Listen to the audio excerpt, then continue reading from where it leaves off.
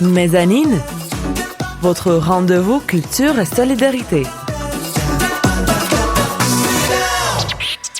Et oui, c'est le temps de la rubrique du Sylvain d'Épaule. Le Sylvain d'Épaule, le Sylvain d'Épaule, le Sylvain d'Épaule, le Sylvain d'Épaule, le Sylvain d'Épaule, le Sylvain d'Épaule, le Sylvain d'Épaule.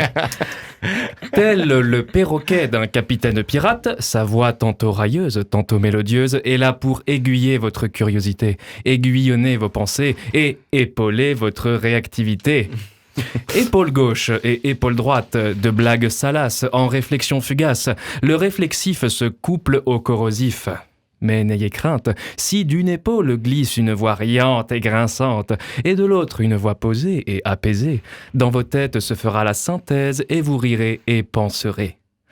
Pour cette première, le sujet est à propos. Le clown fait rire, mais aussi réfléchir. La frontière entre les farces, boutades et pirouettes et les questions, discussions et doutes est plus mince qu'on ne le pense chez le clown. Aussi, le Sylvain d'Épaule s'intéressera à la figure philosophique du clown. Et ouais, y a pas que le nez rouge, hein. Bien entendu. La philosophie, derrière ces airs académiques, voit dans son origine, ainsi que chez certains de ses grands représentants, un air clownesque, tantôt à son désavantage, tantôt à son avantage. Quels furent ces grands noms de la philosophie qui ont conduit à la clownerie ? Tel est l'objet de notre chronique. On va bien se marrer, hein ?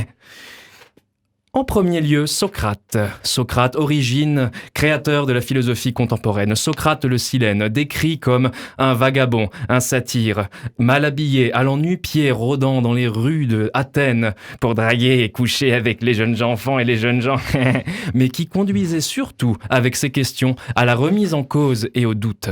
Passer du rire aux larmes. Le clown est aussi dans cette remise en question. On rit de lui jusqu'à ce qu'on se rende compte que c'est nous qui sommes montrés. Comme celui qui rit du voisin cocufié jusqu'à lui aussi être trompé. Merci. Pour la suite, nous passons à Diogène. Diogène le rebelle, vivant dans un tonneau, selon la légende, complètement nu. Je crois, oui, complètement nu.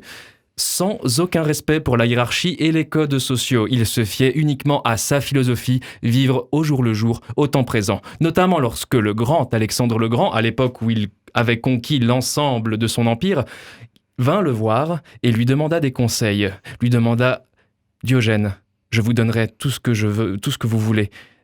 Mais qu'est-ce que vous voulez ? Je vous le donnerai. » Diogène le regarde et lui dit « Ôte-toi de mon soleil, tu me fais de l'ombre. » Et enfin, nous passons à Schopenhauer. Nous faisons un grand bond en avant vers le 19e siècle. Schopenhauer, le représentant du désespoir, de la philosophie antisystématique qui prône un retour aux passions humaines.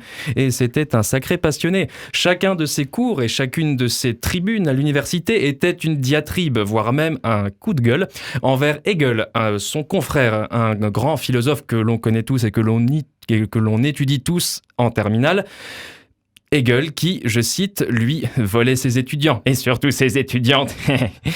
Et une compilation de certains écrits de Schopenhauer s'intitule même « L'art d'avoir toujours raison » et « L'art de l'insulte », une autre forme de clownerie dans la philosophie. Nous arrivons déjà à la fin de notre chronique.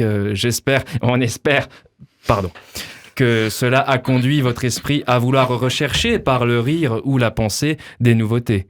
À la prochaine pour le Sylvain d'Épaule. Mezzanine, votre rendez-vous culture et solidarité.